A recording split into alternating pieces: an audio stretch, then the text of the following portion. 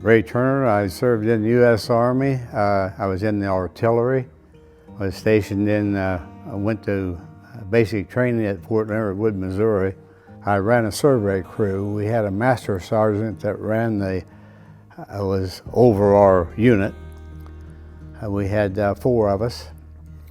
We ran a survey to lay in the guns, and this survey, you ran a 3-legged survey, measured it, and then we sent that to fire direction, and they laid the guns in to fire. My name's Leslie Rogers. I served in the U.S. Army. Total of active duty was 2 years. And then I had inactive reserve for 4 years, but I had to make one summer camp. But while I was young, I volunteered for draft. So I thought, well, I get to see the world, get in the Army. So I took basic and advanced training at Fort Knox, Kentucky. Then all my training was on armor tanks. My name's Craig Rinker. I was in the U.S. Air Force for 18 years, retired after 18 years.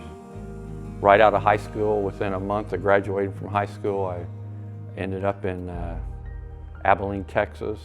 And as soon as I got there and started the job, I loved it. It was great. I'm an aviation guy. I love planes, and I just loved it. I became an actual crew chief of an aircraft, so you got the responsibility of taking care of the aircraft. And your name's on the aircraft. When it's on the ground, you're in charge of the aircraft. And I loved that, excelled at that, was really good at that. I don't know what you would call it, a good soldier or whatever, because I made Soldier of the Month 3 times, made Battalion Soldier of the Month.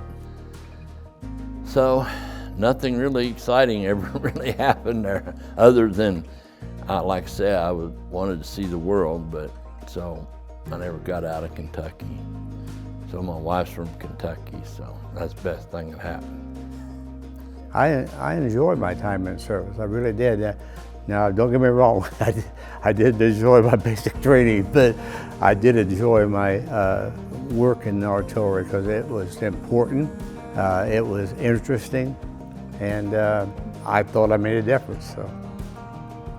It's really changed being a veteran now compared to when I retired or when I was in the service. Everybody now thanks you for your service. It's back in the day, I think it was probably, I had been retired for 10 years, and the guy I lifted weights with, his wife come in and was at the gym talking, and I was talking to her, and somehow I mentioned I was retired from the Air Force, and she said, "Thank you for your service." And that's the first time I ever heard that. I couldn't believe it. It kind of threw me off. I'd never heard that before. That was 10 years after I retired, and now you hear it all the time. Yeah, none of us, nobody likes to have somebody bossing you around, you know. We just don't like that.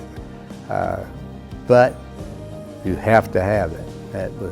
You have to have that control. You have to have that upper echelon that knows what to do and when to do it. And so that is really important. And as patriots, that's why we were there. You know, we were there to protect our country.